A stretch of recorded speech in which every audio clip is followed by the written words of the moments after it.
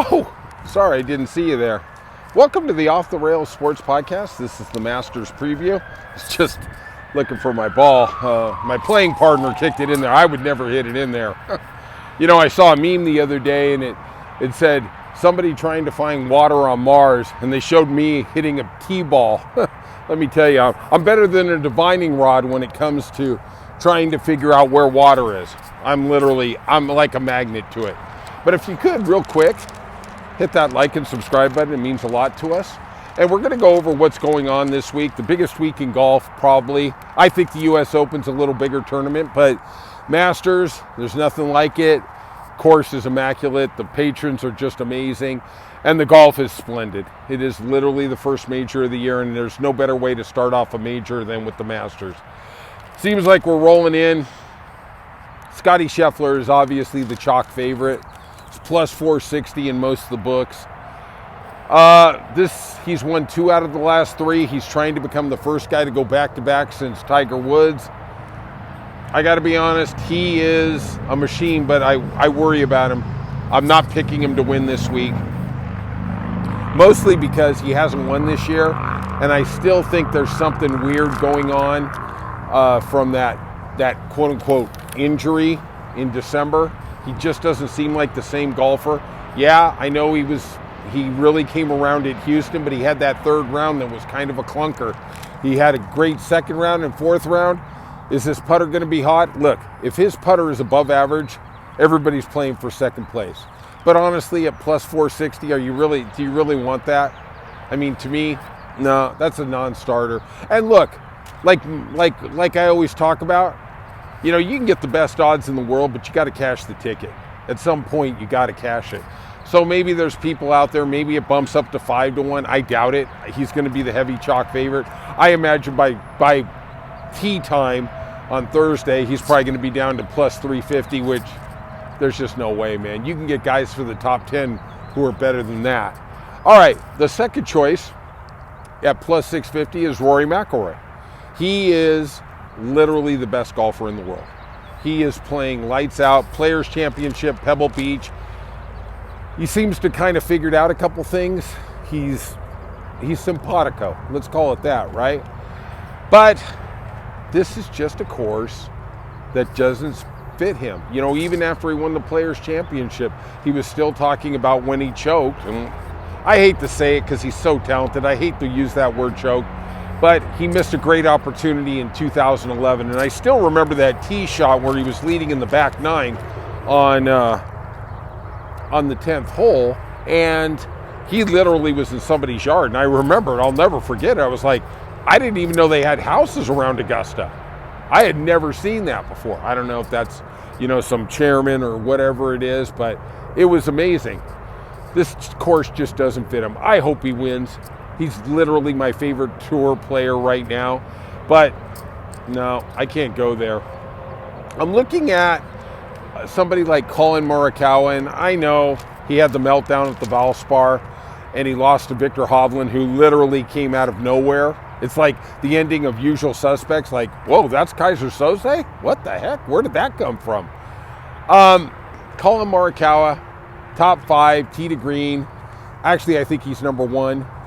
The guy, this is a ball striker's place, but really, if you're not striking the ball well, you better have a really sharp short game. And obviously, putting's big, right? There's no doubt about it, but chipping, I think, is even more important. And that's why one of my sleeper picks, I think, is maybe the best chipper in the world, and he really doesn't get the credit he deserves. I'm going to talk about him right now. Let's talk about Hideki Matsuyama. And he is having a really good year. He's made 10 straight cuts at the Masters. He won the green jacket in 2021.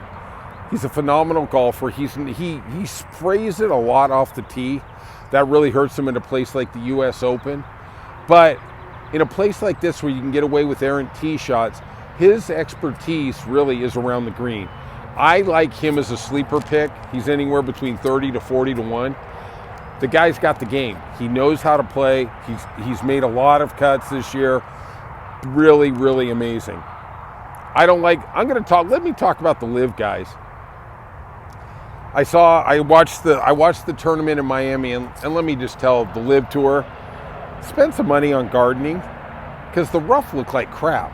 It was all splotchy and clumpy, and I heard one commentator call it nappy, and I was like, wow, yeah, okay, maybe that's it, like nappy on the paint, on the wall where it blotches. The rough just didn't look like professional golf. You know how like rough will be deep, but it'll look consistent? That was just like hit or miss. There was clumps, there was grass, there was bare spots. I was like, man, they really, instead of, putting all your money into crypto, Trump, maybe put a little into course maintenance. I saw greens that were brown, so, I'm looking at most of the golfers there were over par. And now that's a pretty incredible thing considering they only played 3 rounds, right? We got Schwartzel there up on the board, but I didn't like the way Brooks Koepka looked. He ended up with a 74. The guy I really like coming out of that, and I'm not going to even do Jon Rahm. He looks really inconsistent. Obviously, Joaquin Niemann is just on fire on that tour, and hey, great. But that's not a guy I want to see. I don't see him crashing the party at the Masters. Yeah, he may get a top 10, top 20. The guy I really liked was Cam Smith. He was having some problems in the wind, whatever. I was surprising because he's from Australia. Usually they're really, really excellent wind players. But he looked razor sharp around the greens. And it was a challenge. It was a real challenge. I like Cam Smith to get a top 10. I'm just going to go out there. Out of the live guys, that's the guy I really, really like. So I don't like Brooks Koepka. Bryson DeChambeau, it's hit or miss. He actually led for the first 2 rounds last year. He faltered in the last 2, and then he surprised me at the U.S. Open. So, give the devil his due. I guess he could show up, but it just doesn't seem like this is a place where the live guys do well. And I know Brooks got second a couple years ago, but let's not waste our time with that droll. Let's call it droll. The guys I like this week, I like Colin Morikawa. I really like him. I know he had this Valspar, but he's number 1 in tee to green. I think this course is really setting up well for him for his very controlled irons. He putts a little. We're not going to have a problem. Now, the big problem you got with Colin Morikawa is his throat really gets tight in that 4th round. I saw him a couple years ago in the Sony where he had a 7-stroke lead against Jon Rahm. He chased him down. I saw Victor Hovland chase him down. Yeah, it worries me. But I'm looking at 15, 16 to 1. Anybody outside the top 2, I really like him. Justin Thomas, same thing. He's playing great tee to green. He's having really good rounds, but he just hasn't, there's just something off with him. If you just watch the golf, forget all the statistics, you just use the eye test, there's something off with him, and he just can't close the door. And he hasn't won since the PGA a couple years ago. And obviously that was awesome. He beat Zalatoris there. It was a great victory, but man, there's something with him that doesn't make the eye test. The other pick that I like at 16, 17 to 1 is Xander Schauffele. This course sets up very nice for him. I know he's coming off an injury, but man, he started to play a little better at Houston. He's starting to come around, and I think this is where we might see that moment. I like him. I think he's steel. He won 2 majors last year. The guy doesn't shrug away from the pressure. Is he fully recovered from the injury? I guess we're going to find out. But my 2 picks to win are Colin Morikawa and Xander Schauffele. Now, you want some long shots? Like I said, Joaquin Niemann, you're looking at 50 to 1, 40 to 1. He's on the Live Tour. I don't see you making your breakthrough. But if you're looking for a top 10, maybe he's the guy. The guys I really like for the top 10 are Cameron Smith. I think he is a guy. Oh, I also took him at 50 to 1 to win the tournament. So I actually have 3 pieces in there. Sorry about that. And then I've got Russell Henley, I got Rob McIntyre, and I got Will Zalatoris. Will Zalatoris had 3 top 5s, in his first 3 tournaments there. He's had a lot of injury problems, but it does seem like he's kind of rounding into form. Rob McIntyre, lefties always do well here at Augusta, so I like that.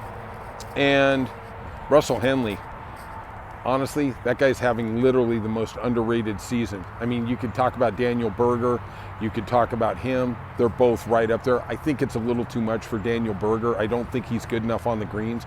But boy, I sure like Russell Henley. That guy is just a grinder, and he seems to be getting ready to take it to the next level. I'm not predicting he's going to win, but I definitely think he is in the running for a top 10 at Augusta. All right, if you could, leave your own thoughts. Hit the like and subscribe button. Leave some comments. Tell me who you've picked to win the Masters. And I guess I'll see you soon on Off the Rails.